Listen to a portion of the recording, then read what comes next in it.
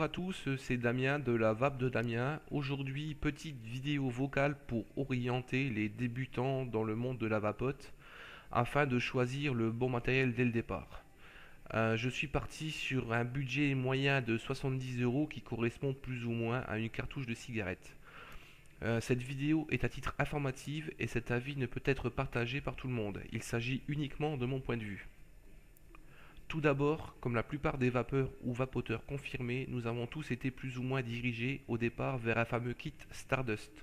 En effet, beaucoup de shops physiques misent là-dessus pour vendre aux personnes ne s'étant pas renseignées avant ce fameux kit généralement constitué de deux batteries Ego no-name, donc des sous-marques, accompagnées de deux claireaux de type Stardust, ainsi qu'un chargeur USB pour batterie Ego. Bien entendu, je ne généralise pas, il existe quand même quelques shops physiques proposant des kits avec des batteries de marque, mais cela est tout de même assez rare. Vous allez payer ce kit pour un tarif variant entre 50 et 70 euros, voire plus, alors qu'il vous suffit simplement d'acheter les produits séparément pour en avoir avec votre argent et partir dès le départ avec du matériel qui tient la route. Sachant en plus qu'en général les kits ne fournissent pas de fiole de liquide, là pour 70 euros de moyenne, vous repartirez avec deux liquides donc en plus en optant pour les options que je vais vous décrire plus tard. En effet, en achetant pièce par pièce le matériel qui vous conviendra, vous pourrez non seulement choisir la marque des composants ainsi que les coloris de votre pack perso. Voici le genre de pack perso que vous pouvez vous procurer pour un budget moyen de 70 euros. Premièrement, choisir ses batteries.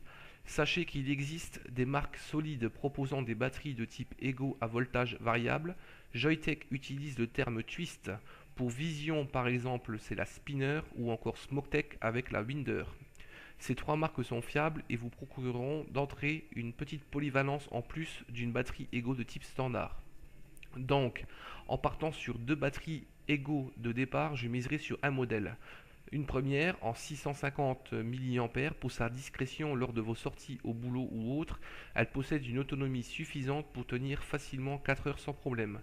Elle saura se faire discrète. Le tarif en gros d'une batterie Ego à voltage variable de 650 mAh se situe aux alentours de 20 euros. Ensuite, comme deuxième batterie, je vous propose une batterie de 1000, 1100 voire 1300 mAh donc pour la seconde. En effet, elle sera plus grosse, elle vous procurera une autonomie énorme que vous tiendrez facilement la journée voire deux, idéal pour la maison par exemple ou les longues sorties. Il faut compter environ 25 euros. Donc là, vous avez dépensé pour ces deux batteries égaux en gros 45 euros. Ensuite, il faut choisir deux réservoirs pour le liquide. À ce stade, vous avez déjà dépensé 45 euros pour les batteries. Vous reste donc à peu près 15 euros pour acheter vos clairomiseurs de départ.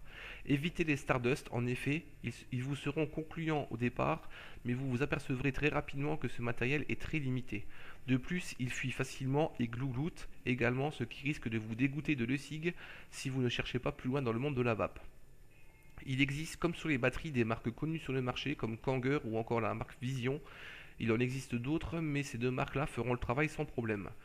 L'Evot BCC, avec une résistance de 1,8 ohm LR, est un modèle de capacité de remplissage de 2 ml, développe une vapeur moins chaude que la plupart des clairomiseurs et offre un très bon rendu des saveurs. Son tarif varie en moyenne dans les 5,80 € l'unité. En le choisissant en 1,8 ohm, vous pourrez alors profiter d'un bon rapport de puissance avec vos batteries égaux. Autre exemple, le Kanger T2 est un clairomiseur d'une grande capacité et équipé de mèches longues qui permet une bonne alimentation en liquide de la résistance. Il s'agit d'une vapeur tiède à chaude, son tarif avoisine les 4,60 €. Pourquoi ne pas le choisir du coup avec une résistance plus élevée en 2 ou 2,4 ohms? Cela reste une question de choix et de préférence.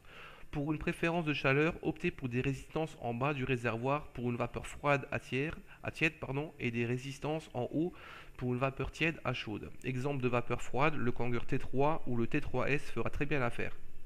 Il existe également le Vivinova par exemple de chez Vision à un tarif assez abordable de 10 euros en moyenne l'unité. Il y a également d'autres modèles comme le iClear 16, le iClear 30, le Joyetech BCC Imosmoka et j'en passe. Juste pour vous dire qu'avec ces deux réservoirs donnés en exemple, vous partirez dès le départ avec quelque chose de correct et vous aurez déboursé moins de 12 euros pour les deux. Nous en sommes donc en gros entre 55 et 58 euros pour le lot de batterie plus réservoir. À cela, il vous faudra rajouter un chargeur USB pour charger bien évidemment les batteries égaux, Comptez à peu près 5 euros pour le câble USB et rajoutez 4 euros si vous voulez une prise secteur avec. Sachez que vous pouvez utiliser la prise secteur de votre téléphone portable, ça fait parfaitement le travail.